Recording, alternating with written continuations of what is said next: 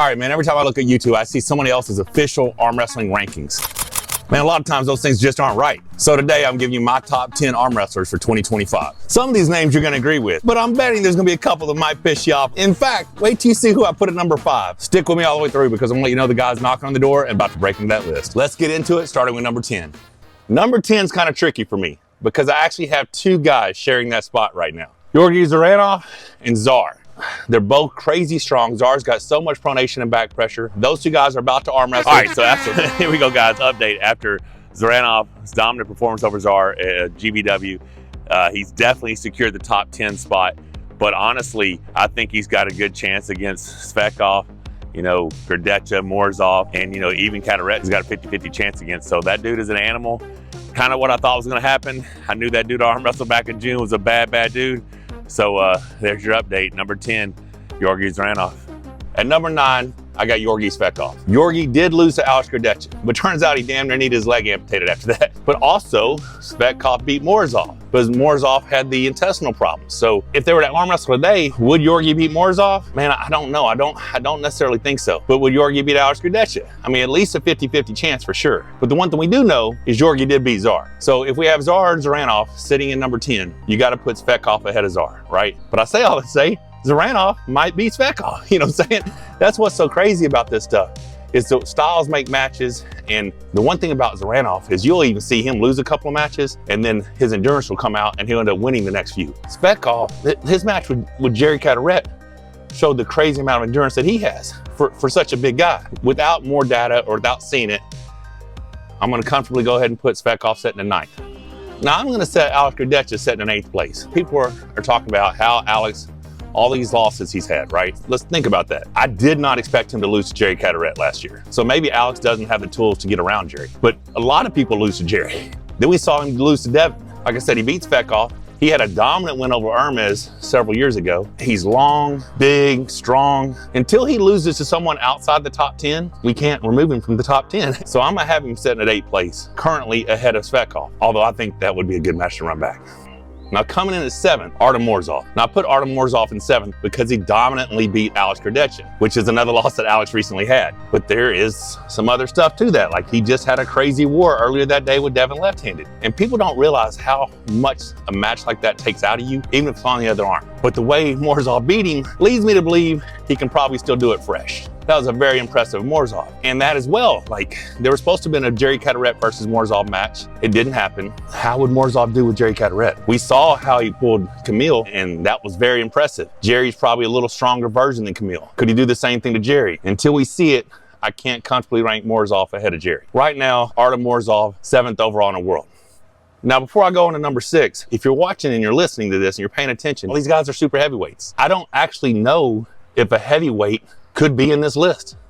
Number 6, Jerry Larratt. Jerry Larratt is that one guy who you can just never count out. If you look at most rankings, my number 6 guy sets at number 4. World Arm Wrestling rankings that you look online, Exports News, and then you got the East versus West rankings. Well, my number 6 guy is Jerry Larratt. Now, the reason Jerry Larratt is sitting in 4th in these other ones is he beat Gennady when Gennady was ranked higher than when I beat Gennady, right? So it left him at a higher spot. Then he lost to Hermes. So Hermes is ranked ahead of him. Well, then he comes back and he beats Alex. Well, then he loses to Levan. But that's it. So the people he's lost to are Hermes and Levan. So same thing as we're talking about Alex.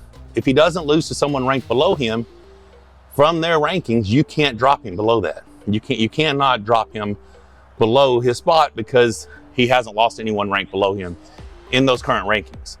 But the reason he was moved up so high is Gennady was ranked so high when he beat him. Jerry Larratt, though, I mean, sitting at number 6, even on my rankings, are there some guys that might could beat him? His match with Svekov was crazy. Run that back, it might could go a different way. Zaranov, if Zaranov will support Jerry, would he have enough just raw power to go through his press? Possible.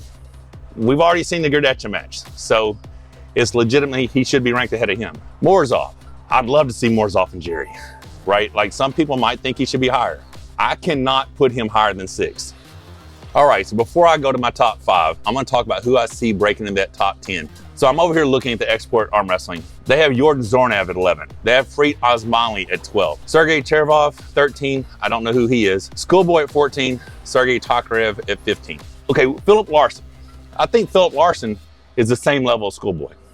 My opinion. I think Schoolboy's amazing, and he's a huge guy, like 6'5", 270. We keep seeing all these videos of him with Morzov and Vitaly and everybody training. Kid looks amazing. I think that's about the level of Philip Larson. And we saw Sergey Tokarev lose to Schoolboy. That's why you see him sitting at 15. Now we saw Jordan Zornav beat Freet Osmanli. Shortly after that, we saw Pablo beat Freet Osmanli. Pablo's not on this list. But that's your 11 through 15 that they have on this ranking. I cannot see any of those guys beating Corey West. So in my opinion, Corey has to be in this group or just right above him. And you heard me say we have no heavyweights on this list. So let's talk about heavyweights. Dave Chafee has always been in the top 10 for the last 10 years. We saw him lose a few matches. We saw him have some injuries. Heck, I went through some injuries myself. We did see him lose to Svekov 3-0 back like in March. But now he's lighter, he looks healthier, he looks like he can train more of that side pressure that used to make him so dominant. So Dave Chafee, even at 253 pounds, Mike could beat some of these guys in the top 10. Now, if Ibrahim Sagov ends up beating Dave Chafee, you got to consider, if I'm thinking Dave could break in, Sagov could break in. But what about Kamil Jablonski? Kamil's right arm's pretty bad. Like, the dude's strong. We saw him lose to me. We saw him lose to Morzov. But where does he fare about the rest of these groups? How would Kamil do against Svekov? Can Svekov push Kamil out of his press? Or as soon as they say go? Or will Kamil get laid on him and put him in a bind? My pick for the 4 guys I think that are right there in that 11, 12, 13, 14, I mean, you got to have Dave Chafee. You got to have Sagov, in my opinion. Corey West has to be in there. You guys just haven't seen his right arm. He's been competing right-handed here in the States. You take me and Jerry and Dave and Devon out of the mix, and no one's close. Todd Hutchins beat Corey several years ago. I don't think you could beat him now. I want to see him compete. I want to see him get a match, a right-handed match, to see where he's at. I think there's some heavyweights that can make an argument who are right there on the cusp of that top 10. Sergey Kalinchenkov looks good, but he lost Ivan Matashenko. Matashenko is really good. We saw him beat Kamil a couple years ago. Could he do it again? But is there anyone lighter than that? I don't think so. I don't think there's anyone lighter than that that can break into the top 10. I think the overall top 10 in the world will be dominated by the super heavyweight with the chance of a couple of heavyweights cracking into that list. Now let's get to my top 5. All right, now this is my top 5. You guys might not agree with. Right now, I can't see anyone other than Levan, Hermes, Vitaly, and Devon having the potential to beat me. I'm number 5.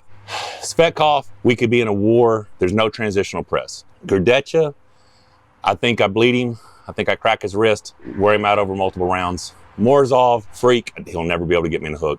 Zaranov, I beat him, and then I don't think there's anybody outside the super heavyweight. Agree or disagree, I got me sitting at number 5.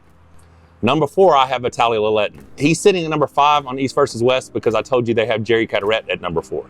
He's sitting at number 8 on Export News. That is crazy. They have been known, these arm wrestling experts, to actually move people up because of social media posts and not by the actual results. Because back in the day, they actually moved Trubin ahead of me when I was number 2 behind Pushkar because he gained 20 pounds and posted a picture. Crazy. Let me argue this point, and this might be your next set of delusional videos. Vitaly ran over Morzov 3-0, and they have Morzov sitting at 5, and they have him sitting at 8. That's incredibly inaccurate. You cannot have Vitaly Larratt sitting in 8th place. There's zero sense to that. And I'm putting him in 4th because he did lose to Hermes. Would he still lose to Hermes now? I don't know. We've never seen him pull Devon, a match a lot of people want to see. But until he redeems the loss against Hermes or pulls Devon, or we know he's about to be pulling Jerry Caderet real soon, and the rumor is if he beats Jerry, he's pulling Levan in February. Until we see some of these matches, we can't rank him higher than 4th. And the fact that I have him at 4th place is due to the fact that he beat me, and I believe I'm 5th. But that's a match I'd sure like to run back. Number 3, Hermes Gasparini. Hermes Gasparini is a stud. We saw him give the best match ever to Levan. Then we saw him run over Jerry Caderet badly. Another example, though, I heard Jerry had pneumonia or travel or whatever. I do think stylistically Hermes is a bad match for Jerry. But then a month later, he took the match with Devon because someone needed to step up. And then it was catastrophic failure, right? Everything that made Hermes so unbelievable, Devon took away from him. Was that Devon or is that more Hermes? And then now we've seen Devon get what looks to be a whole nother level since then. But we've seen Hermes train like a complete animal. And like I said, I gave him a 25% chance against Levan, and then we saw how dominant Levan was. I cannot rank Armez higher than third until he pulls Devon again. We've already seen the match with Levan, and he definitely needs to take a different approach. Or maybe Levan really is just that strong. I've never got to arm wrestling, so I don't know. All right, so number 2, I have Devon Larratt. We have Vitaly at 4, Armez at 3, Devon at number 2. Vitaly could pose a threat to Devon because Devon always has a leverage advantage. He will not have that against Vitaly. So that could be a wrinkle. Vitaly might have a chance of beating Devon. He's so explosive, probably the best pure top roller in the world. But I did crack his wrist back round 1. So a lot of people think, well, Mike could do it, Devon could do it. And that might be the case. But there is that little asterisk. We don't know what would happen with Devon and Vitaly. But I got Devon at number 2 because he's beaten everyone except for Levan. In my opinion, this new super heavyweight focused peak Devon Larratt, he's had 10 tries, rounds versus Levan, and he stopped him once. Is Levan so strong that Devon can keep trying and not have any better luck? Listen, I think he's got a shot. 300+ pound Devon Larratt throws caution to the wind. I think the world has to know if Devon ever stops him, Levan goes in for the press and Devon can fight that, the momentum swings Devon's way. A lot of you guys are gonna say I'm delusional, Levan's too strong, but right now, I don't think anyone really can argue with the current information that we have in front of us that Devon Larratt is the number 2 arm wrestler in the world. Top of the hill, king of the mountain, Levan Saginashvili. Can anyone dethrone him? Looks like the next chance is gonna be Vitaly if he gets through Jerry. Do y'all think he can beat Jerry? That match could get crazy. These are my rankings, guys. Tell me what you think about the guys breaking in. Do you think I'm delusional, or do you think what I'm saying makes sense? The only asterisk would be Morzov because he had wrist surgery.